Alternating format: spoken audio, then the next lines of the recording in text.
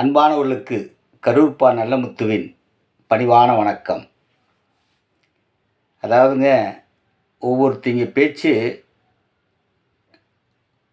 ஒரு மாதிரியாக இருக்குங்க. ஒரு சிலருடைய நகைச்சுவை பேச்சு சிலருக்கு எரிச்சலாக இருக்கும். சிலருடைய எரிச்சலான பேச்சு கூட பலருக்கு நகைச்சுவையாக இருக்கும். இப்படி பேச்சின் தன்மை ஒவ்வொரு விதமாக இருக்குங்க. நல்ல ஆள் வெயிட்டாக ஹைட்டாக கம்பீரமாக மீசை வச்சுருப்பாங்க. அவங்களுடைய பேச்சு பார்த்திங்கன்னா பலரை சிரிக்க வைக்கும். எப்படின்னா இப்படி பேசுவாங்க. அப்புறங்க நல்லா இருக்கீங்களா? ஆமாங்க. ஓஹோ, நீங்கள் இங்கேயே வெளியூரில் இருக்கிறதா சொன்னாங்க. அப்படிங்களா? இப்போ நீங்கள் ஊர்லேருந்து எப்போ வந்தீங்க? ஓ, அப்படிங்களா? சரிங்க. நல்லா இருக்கீங்களா? இப்படி சில பேர் கம்பீரமாக இருக்கிறவங்க பேசுவாங்க. சில பேர் சும்மா ஆள் சொங்கியாட்டம் இருப்பாங்க. அதாவது பார்க்கவே காற்றுல அடித்தா விழுந்துடுற மாதிரி சாஞ்சிற மாதிரி எல்லாம் இருப்பாங்க. பார்த்தா ஒரு தெளிவில்லாத மனிதராட்டு இருப்பாங்க. அவங்க பார்த்திங்கன்னா இப்படி பேசுவாங்க. அப்புறப்பா நல்லா இருக்கிறியாப்பா? எங்கேயோ அமெரிக்காவில் இருக்கிறதா கேள்விப்பட்டேன். அப்படியா? சரி நல்ல வேலையெல்லாம் இருக்கிற? ஆமாம் பார்த்துப்பா, நல்லா இருப்பான். உங்கள் அப்பாவெல்லாம் உன்னை ரொம்ப கஷ்டப்பட்டு நஷ்டப்பட்டு உன்னையெல்லாம் படிக்க வச்சார், மேன்மை கொண்டு வந்தார். ஆமாம் அப்படின்னு சில பேர் சன்னமாக இருக்கிற ஆளுங்க நல்லா திண்ணமாக பேசுவாங்க. அதனால் திண்ணமாக இருக்கிற ஆள் நல்லா சன்னமாக பேசுவாங்க. இப்படி பல பேருடைய பேச்சு பல பேருக்கு நகைச்சுவை ஏற்படுத்துகிற மாதிரி இருக்குங்க. அதனால் பேச்சில் நகைச்சுவை அதாவது பல்வேறு கோணங்களில் வெளிப்படுங்க. யாருடைய பேச்சு எப்படி நகைச்சுவை ஏற்படுத்துன்னு யாருக்கும் தெரியாதுங்க. யதார்த்தமான பேச்சு சில சமயங்களில் நகைச்சுவையாக விழுகும். நகைச்சுவையான பேச்சு சில சமயங்களில் சில பேர்த்த சங்கடப்படுத்தும், பல பேர்த்துக்கு காயப்படுத்தும், தலைவலி கூட ஏற்படுத்தும். ஒரு நபர் ஒரு நபரை பார்க்க போனார். இவர் வரதை பார்த்த அந்த நபர் அழுங்காப்பில் எஸ்கேப் ஆனார். டே முருகேசா, ஏன்டா என்னை பார்த்தோன்னே கிளம்புற அப்படின்னு. முதல்லையே தலைவலிடா, நீ வேற. ஆமாம், உன்னை பார்த்தாவே இன்னும் கொஞ்சம் தலைவலி சேர்ந்துருமேனு தான் எஸ்கேப் ஆக நினைக்கிறேன்டா அப்படின்னார். இப்படி தலைவலி ஏற்படுத்துகிற நபர்களெல்லாம் நிறைய பேர் இருப்பாங்க. ஆமாங்க, என் பேச்சை கண்டா கேட்டால் நீ இப்படி விழுந்து சிரிக்கிறேன்னு ஒருத்தரை பார்த்து ஒருத்தர் கேட்டார். போடா பொக்க, நீ பேசிதான் எனக்கு என்ன சிரிப்பு, விழுந்து சிரிக்கிற அளவுக்கு நீ நகைச்சுவையாளரோ? வழுக்கப்பாரில் நிற்கிற, அதுதான் வலிக்கு விடுது, கழுக்குன்னு சிரிப்பு வருது, அதான் விழுந்து சிரிக்க வேண்டியதாக இருக்குதுன்னு அவர் சொன்னார்.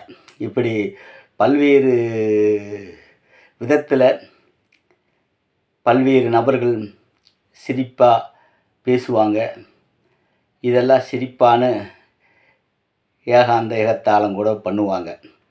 ஏங்க, நல்லசாமிங்க உங்களோட பேரை எதுக்குங்க முனிசாமின்னு மாற்றிக்கிட்டீங்க? அட கொஞ்சம் சத்தமாக பேசாதப்பா. நானே நல்லசாமிங்கிற வெளில நிறைய கடை வாங்கி தொலைச்சிட்டேன். அதுதான் முனிசாமின்னு பேரை மாற்றிட்டப்பா. ஏப்பா, பேரை மாற்றினா முகம் காட்டி கொடுக்காதா? அதில் கூட வெளியூர் ஓடிடலாம்ப்பா. வெளியூர் போய் மூஞ்சி தெரியாமல் பேரை மாற்றி கூட வாழ்ந்துக்கலாம்ப்பா. இந்த கடந்தொழிலில் ஊருக்குள்ளே வாழ முடியலப்பா அப்படின்னு ஒரு சிலர் கடன் பிரச்சனைகளில் நகைச்சுவையாக எடுத்துக்கிட்டு ஊர் விட்டு ஊர் போய் பேரை மாற்றி வாழ்கிறவங்க, அங்கே கௌரவமாக இருக்கவங்க கூட உண்டுங்க. இப்படி வாழ்க்கை முறையிலையும் நகைச்சுவை ஏற்படுத்தக்கூடிய விஷயங்கள் நடக்கிறது உண்டு. பேச்சு முறையிலும் நகைச்சுவை ஏற்படுறது உண்டு. பல்வேறு விதத்தில் நகைச்சுவைகள் பரவி இருக்குது. ஒரு கண்ட்ராக்டு விசில் ஊதினார், வண்டி நிற்காமல் போச்சு. உடனே, ஏப்பா நான் விசில் அடித்து வண்டி நிற்கல, என்னப்பா அப்படின்னு சொல்லி டிரைவரை பார்த்து கண்ட்ராக்டர் கேட்டார். உடனே அந்த டிரைவர் சொன்னார், அட போப்பா நீ வேற, நான் பிரேக் அடித்தே வண்டி நிற்கல, நீ விசில் அடித்தே நின்றுமா அப்படின்னார். பார்த்தீங்களா, இந்த மாதிரி பல சந்தர்ப்பங்கள் நம்மளுக்கு சிரிப்பு ஏற்படுத்தும். எப்படின்னா, வாகனம் பிரேக் பிடிக்காமல் போகிறது, வாகனத்துலேருந்து யாராவது பொத்துன்னு விழுந்தாங்கன்னா அதை பார்த்து சிரிப்பு ஏற்படும். அவசர அவசரமாக விழுந்தது எந்திரிப்பாங்க. 4 பேர் பார்த்துறக்கூடாதுன்னு. ஏன்னா அதில் வந்து சங்கட்டமாக இருக்கும். அதில் ஒரு நகைச்சுவை யாராவது பார்த்து நம்மளை நக்கல் அடிப்பாங்க. இப்படியெல்லாம் சிரிப்பு மனிதனுக்கு உள்ள விளையுங்க. ஆமாம், ஒரு பக்கத்து வீட்டுக்காரர்கிட்ட ஒரு நிருபர் கேட்டார், உங்கள் பக்கத்து வீட்டுக்காரரை பற்றி 4 லைன் சொல்லுங்கன்னு. அவர் சொன்னார், முல்லை மாதிரி முடிச்சரிக்கி ஏமாத்துக்காரன் பொம்பளை பொறுக்கினா. உடனே என்னை பற்றி அந்த வீட்டில் கேட்டீங்களே, அவர் என்ன சொன்னார், நீங்கள் 4 சொன்னீங்க, அவர் உங்களை பற்றி ஒன்று சேர்த்தே சொன்னார்.